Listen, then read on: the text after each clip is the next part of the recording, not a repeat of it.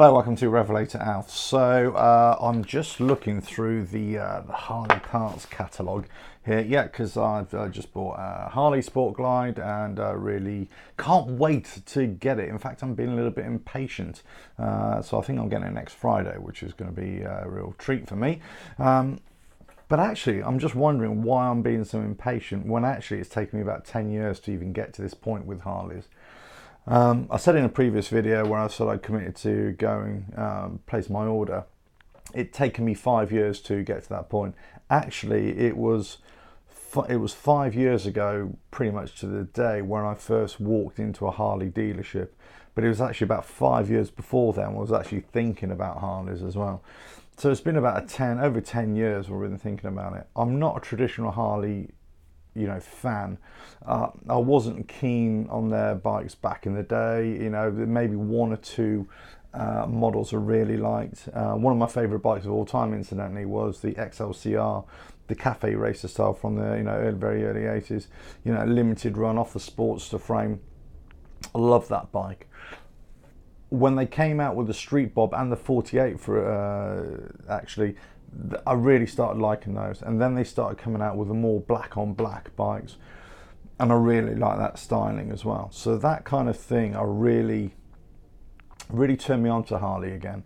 And when about 3 years ago, when I was thinking about getting a new bike for the first time, there's a real toss-up between a Harley Street Bob and this Triumph Explorer, which I went for in the end.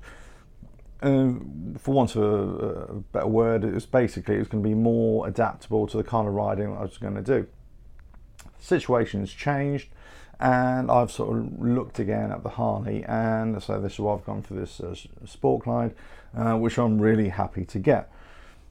But why is it taking me so long? Why did it take me so long to even decide about Harleys? Well, one, it was, as I said, I wasn't that keen on some of them. But then as the company has evolved, their models have evolved, I've started to get turned on by them again. But I think a lot of it was to do with imagery. A lot of it was to do with, reputation as well, and performance. I think, back in the day, I was still really into faster bikes. I was doing, shooting runways at, 180 miles an hour, going around racetracks and everything like that. So I never really thought that Harleys would be good for me. But then it's not really an age thing, but also at the same time, I always like to cruise around on the road as well. So, but I'd always go for other bikes or just ride my existing bike slower, So, but I think I've got to a point now where speed is not really an issue for me. I don't really after that. I'm more after about the experience, the riding experience, opposed to So that's where I'm at. That's where I got to this point. My riding philosophy has changed, I suppose. My riding expectation and what I want from a riding experience has changed. Hence why I'm kind of going down this route now.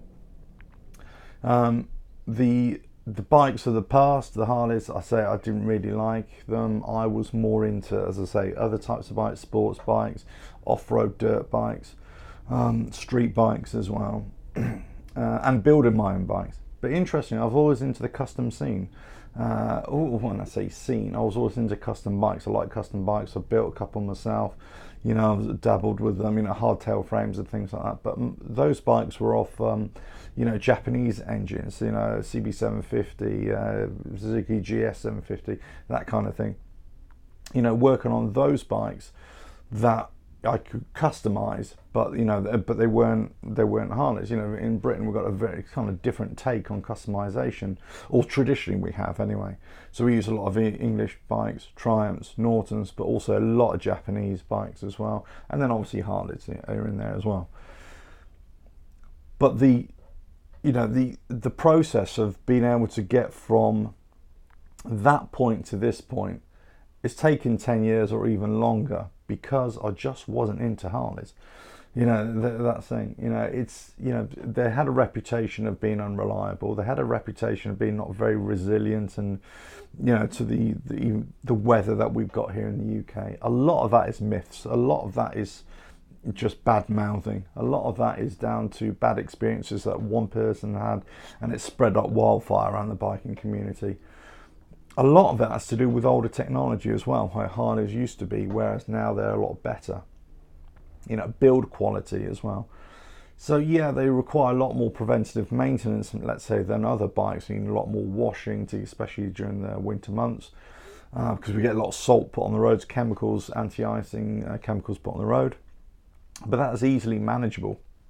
So I've really started to readdress the way, you know, I would ride a Harley, but also maintain it, look after it as well. And I was just wondering why some people will not buy a Harley. What is it?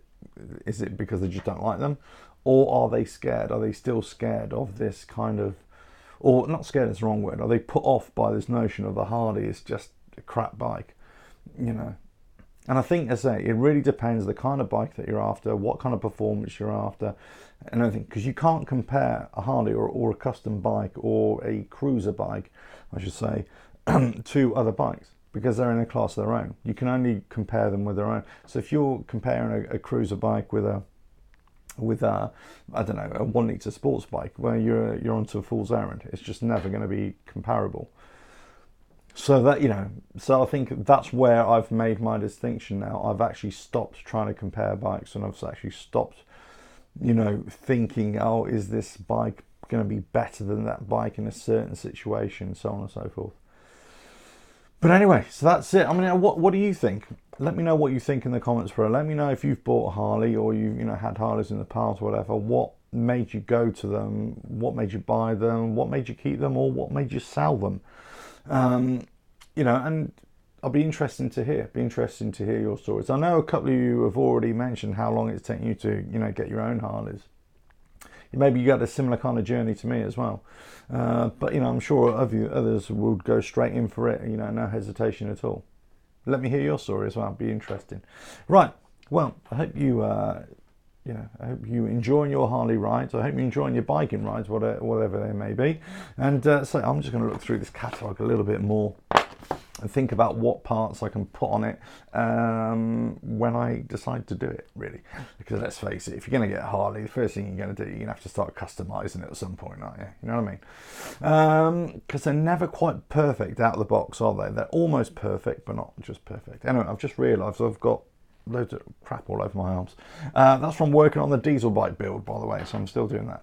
Right, anyway, catch you on the next video, whenever it is. Check out all the playlists, check out this diesel bike build, which I'm building as well, and all the other stuff as well. Check out the website, revelatoralpha.com. Subscribe, and let's say leave loads of comments about your Harley bikes. Cheers now.